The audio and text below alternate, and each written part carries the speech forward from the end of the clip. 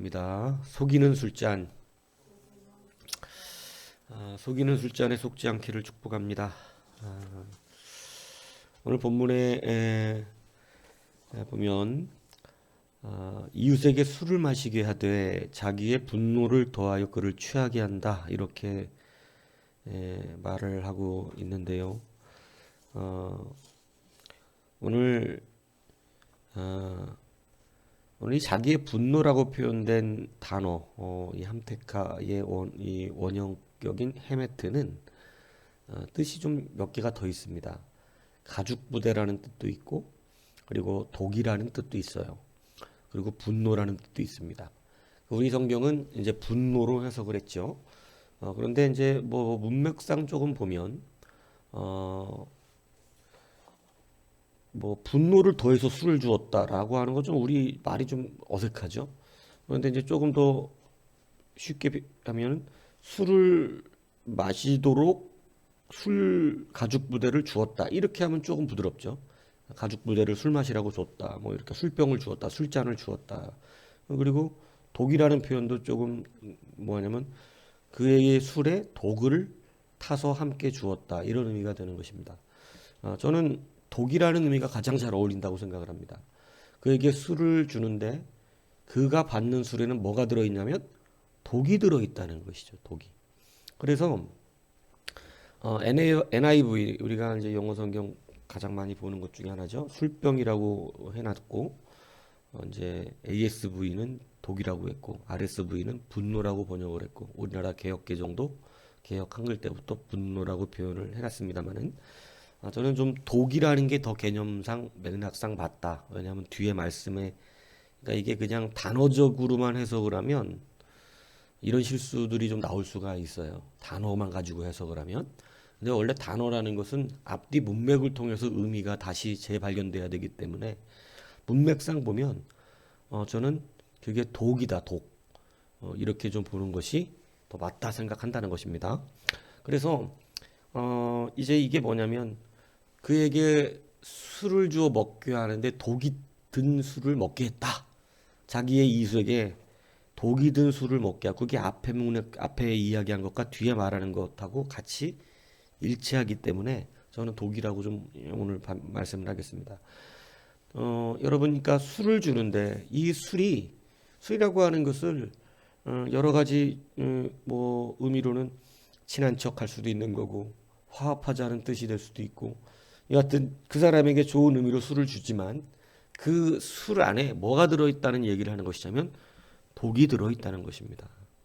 그래서 하나님의 말씀과 대조되어 술이라는 것은 성경에서 쓰일 때가 많고, 우리가 말씀을 줄 때는요, 하나님의 말씀을 받을 때는 그 말씀이 때로는 날카롭고, 말씀 속에 하나님의 날카로운 칼이 들어있어서 우리의 혼과 영을, 관절골수를 찔러 쪼개는 것 같은 그러한 앞이 있어도 하나님의 말씀 속에는 독이 들어있는 게 아니라 생명이 들어있습니다.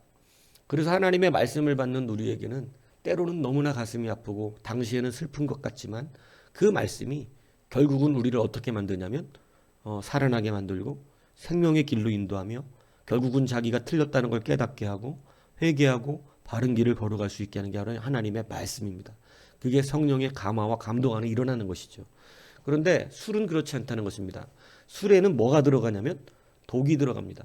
술은 먹이면 이 의도가 여러분 겉과 속이 다르다는 걸 말하고 있는 거예요.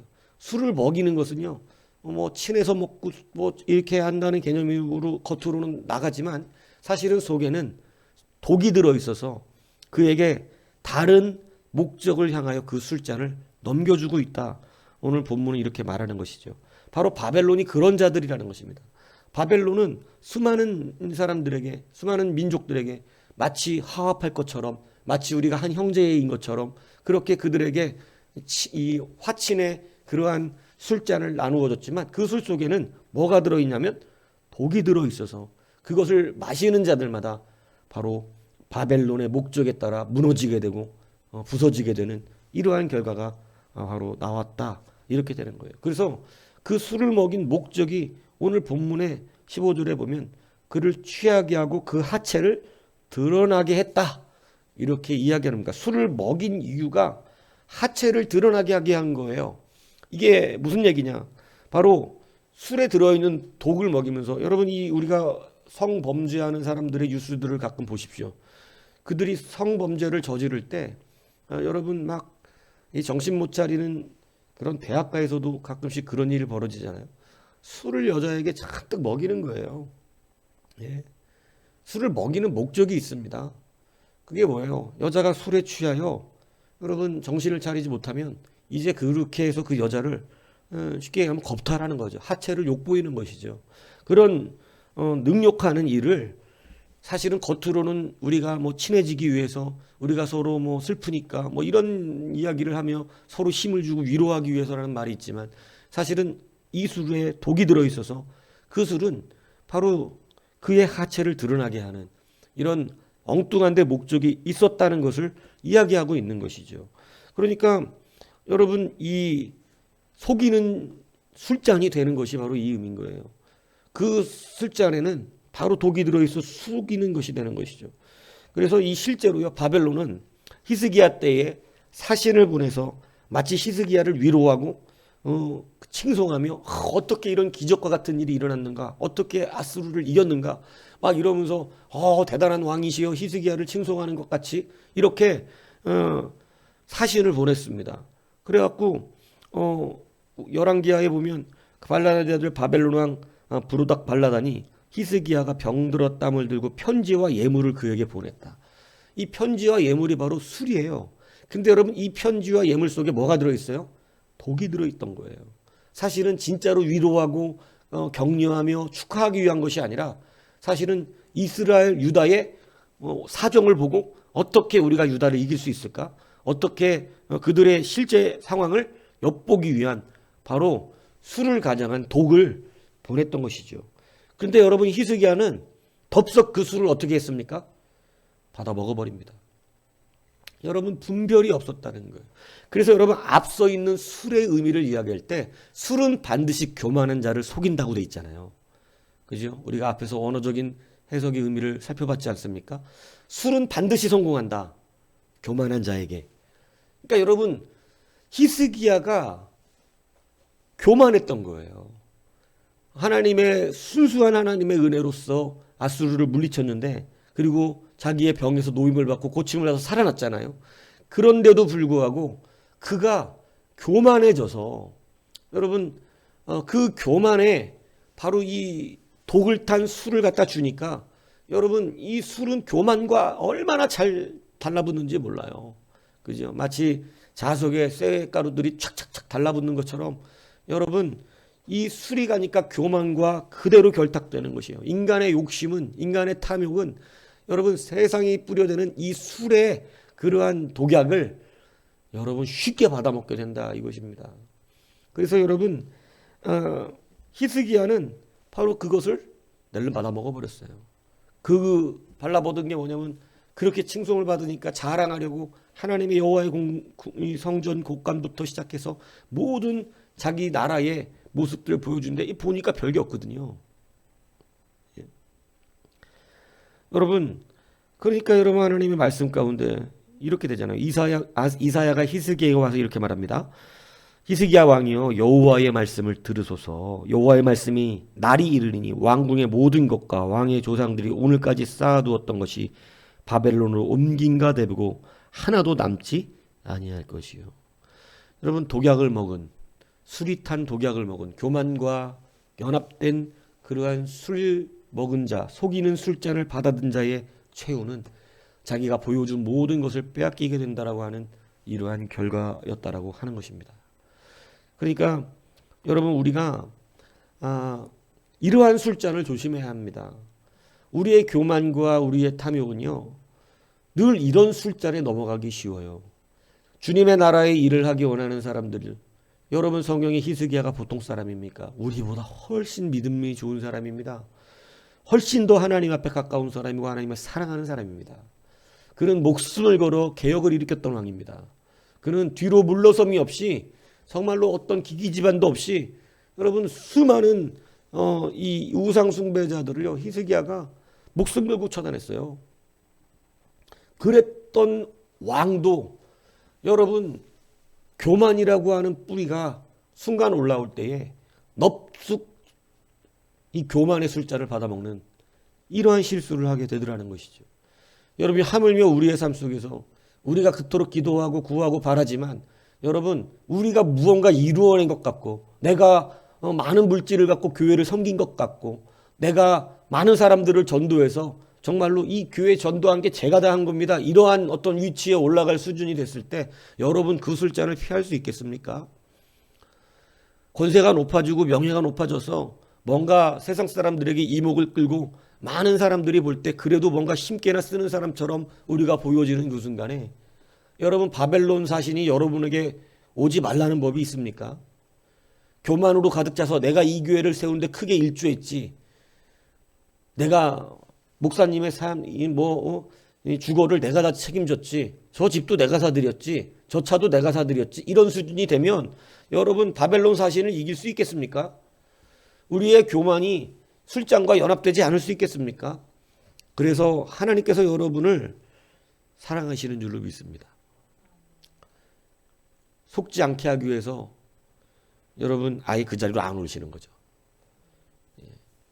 여러분 하지만 저는 여러분들이 겸손한 자가 되고 모든 것이 주의 은혜임을 깨닫고 많은 것이 채워져도 그것이 내 것이 아님을 알고 높은 자리에 올라갔어도 그게 내 자리가 아니라 하나님의 사명을 받은 사명자의 자리인 것을 깨닫는 여러분이 되기를 바랍니다. 그렇지 않으면 여러분이요 바벨론 사시는 여러분들에게 언제든지 도사리고 있다는 사실이죠. 그들은 언제든지 우리에게 여러분 독이 든 술잔을 견내면서 마셔라 너는 위대하다. 나는 너와 친하고 싶다. 그리고 우리에게 있는 교만은 넙죽 그 술잔을 받아들고 이미 이루어놓은 모든 것까지도 빼앗겨버리는 그러한 고통 가운데 들어갈 수 있다는 사실을 우리는 깨달아야 한다는 것입니다. 그래서 성경은 우리 가운데 오늘 술에 취하는 것에 대한 경고를 강력하게 하는 거예요. 여러분 마귀는 술잔 들고 쫓아다녀요. 그러면서 그 술잔으로 겉으로 모습은 무슨 의리니 뭐니 뭐 이렇게 이야기하지만 그 속은 여러분 서로를 독이 탄 술잔을 넘겨주고 있다는 사실입니다. 사실은 그게 아니거든요. 여러분 그러기 때문에 이 방향성 이것이 우리의 방향성이에요. 우리가 방향성을 잃지 않아야 이 속이는 술잔에 넘어가지 않습니다. 근데 우리가 방향성이 늘 하나님의 말씀으로부터 그 방향을 잡고 취한다면 우리는 결단코 그 안에 속지 않거든요. 그런데 여러분 우리가 속는 이유는 하나님으로 주의 말씀으로의 우리의 방향성을 잡는 게 아니라 어느 순간 내가 기준이 되고 내 교만과 내 이름과 내 삶이 기준이 되는 것 그것을 가장 쉽게 넘어뜨릴 수 있는 게 우리의 환경이거든요. 우리의 환경만 조금만 틀어버리면 사람들은요 조그만 환경 잘 되게 하면 교만해지고 조금만 어렵게 하면 하나님을 원망합니다. 그러니까 여러분 얼마나 우리가 위대한 기도들을 해야 되겠어요. 내가 부하다고 교만하지도 않고 가난하다고 하나님도 욕하지 않게 그죠? 여러분 부했던 욥이 받았던 시험도 결국은 마귀가 그 술잔을 건네봤던 거 아니에요. 욥에게 너 어려우니까 하나님 욕해라 이런 거 아닙니까? 그 술잔 부자니까 하나님을 찬송하고 교만한 거 아니냐 이렇게 이야기했던 거 아닙니까? 여러분 이런 술잔에 넘어가지 않아야 한다라고 하는 거예요. 히스기야도 넘어갔고요. 사울왕도요 자기 교만으로 넘어갑니다. 그죠? 아말렉도 말하는 게 자기 능력이었습니까? 이스라엘은 그런 힘이 없잖아요. 그런데 하나님이 그 모든 걸 승리하겠지만 마귀가 던지는 술잔 받아먹고 하나님께 불순종하며 오히려 거짓말하는 속이는 술잔을 여러분 받아먹는 자가 됐다. 야 하나님 앞에 제사하면 되지. 하나님 앞에 제사하면 되지. 이거 가져가면 되지. 하나님 앞에 제사하는데 뭐 하나님이 뭐 제사하는 것 같고 뭐라 그러겠냐. 이런 속이는 술잔을 받아 먹어버렸어요. 그리고 결국 하나님은 그가 가진 모든 왕권과 모든 주셨던 그러한 은혜를 거두겠다 말씀하신 것입니다. 그죠? 그래서 여러분 성경은 우리에게 술에 취하는 것을 강력하게 경고하면서 자기의 방향성을 잃지 말라고 알려주고 있다는 사실입니다. 여러분 우리의 방향성은 말씀으로부터예요. 우리는 오직 주님과 함께 좁은 길을 걸어가는 것입니다. 그것이 우리의 방향성이에요. 그래서 그 방향성을 정확하게 잡는 자는 이것이 나의 공로가 아닌 것을 알고 내가 하는 것이 아닌 것을 알고 그저 주님이 가는 길을 쫓아가며 주님이 하시는 일에 동참되어지는 이 놀라운 은혜와 기쁨을 누리며 산다라고 하는 것입니다. 그래서 이 방향성이 중요한 거죠. 그래서 다윗은요 얼마나 지혜로운 왕이었습니까? 그가 시편 120편 2절에는 이렇게 말하잖아요. 여호와여 거짓된 입술과 속이는 여에서 내 생명을 건져 주소서. 그는 거짓된 입술과 속이는 여에서 자기의 생명을 건져다. 그게 자기의 생명을 끊는다는 걸 알고 있었어요. 술에 독이 들어가 있으면 여러분 그 술잔을 받아먹는 순간 인간들에게 세상에게 받아먹는 그러한 영광과 명예와 권세는 여러분 독이 든 술잔이라는 걸 알았어요. 그래서 다윗이 드는 잔은 누구에게 든 잔입니까? 하나님께 든 잔이었다는 거죠. 세상이 주는 술잔과 자기를 높여주는 그러한 속이는 독 들은 술잔을 받아먹기 원치 않았던 것입니다. 그래서 여러분 그는 늘 하나님께 기도하기를 거짓된 입술과 속이는 여에서 내 생명을 건져주소서. 여러분 쓰더라도 주의 말씀을 받기를 기뻐하는 여러분이 되십시오. 여러분에게서 여러분 사실은 하나님 말씀이 우리의 자아들을 뽑아내고 거짓혀 속이는 그 입술, 우린 이걸 너무 달콤하게 여기고 좋아하고 으스대고 막 그렇잖아요. 나 잘났다 그러는데 싫어하는 사람이 세상 어디 있겠어요. 그럼 여러분 그 술잔에 취하기 시작하면 결국 하나님 말씀 못 받습니다. 하나님의 말씀은 정직하게 우리의 길을 인도하며 우리의 말씀에 등불이 됩니다. 우리는 그것을 기뻐할 줄 아는 자들이 되어야 하는 것이죠. 여러분 그래서 다윗은 늘 거짓된 입술과 속이는 여에서 내 생명을 건져달라고 기도했어요. 그래서 그가 속이는 잘못된 술잔을 받고 그도 속은 적이 있어요. 그죠? 우리아의 아내 밧세바를 취하기도 하고 인구조사를 해보기도 했습니다. 속이는 술잔에 넘어갔지만 그가 늘 이러한 기도 가운데 하나님으로 방향성을 맞추려고 했던 그의 삶 속에서는 여러분 그가 바로 돌이킬 수 있는 지각이 있었다는 거예요. 그죠? 그 선지자가 와서 바로 그가 당신이라 이렇게 말할 때 여러분 이게 사울왕은 분노합니다. 사울왕은 분노해요.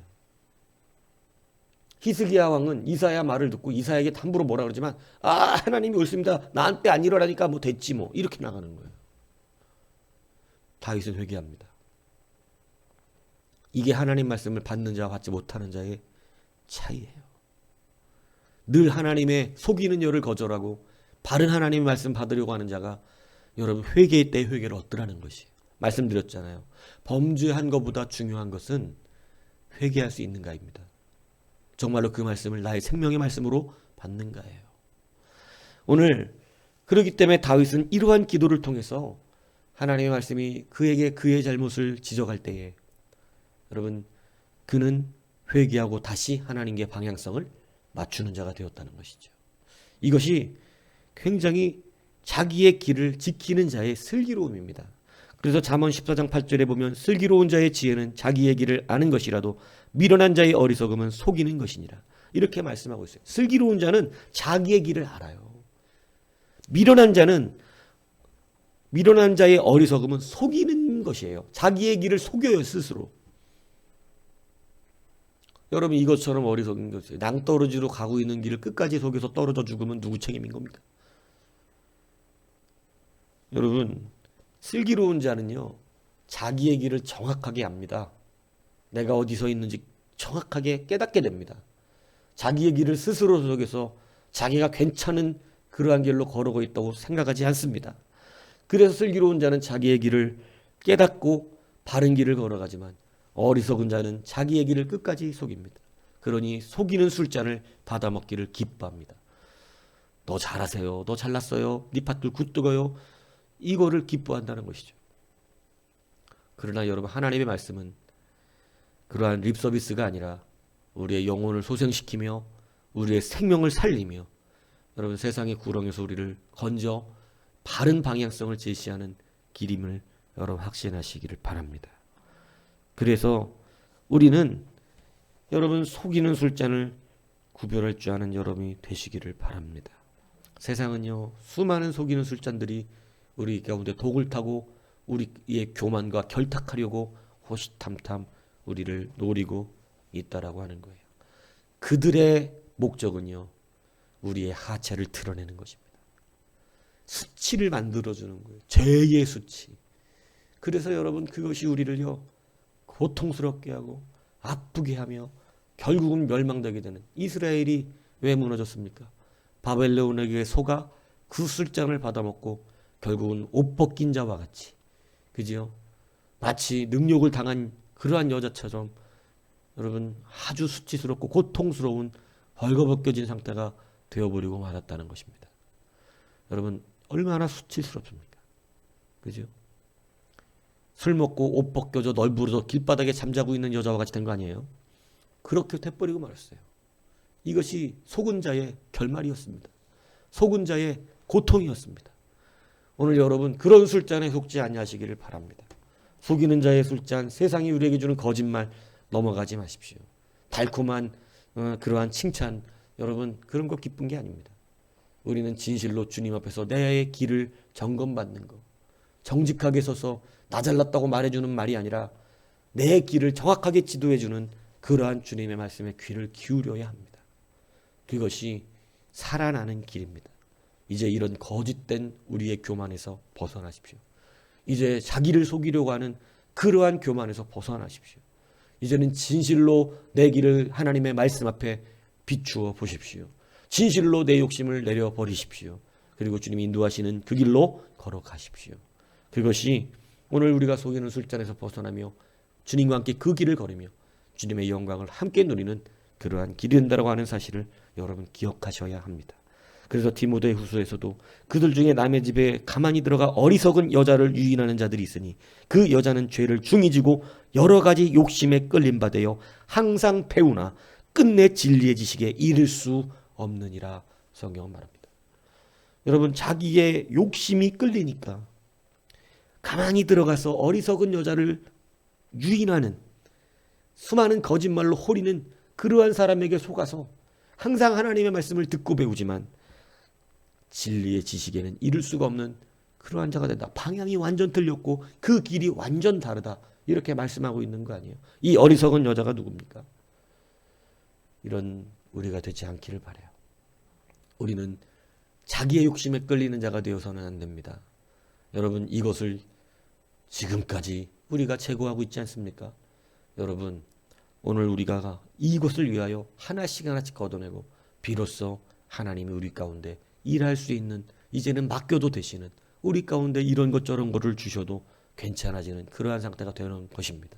그러므로 속이는 술잔 앞에서 능히 우리는 분별하고 승리하며 끝까지 주님의 길을 함께 걸어갈 수 있는 모든 교회와 성도가 되기를 주님의 이름으로 축복합니다.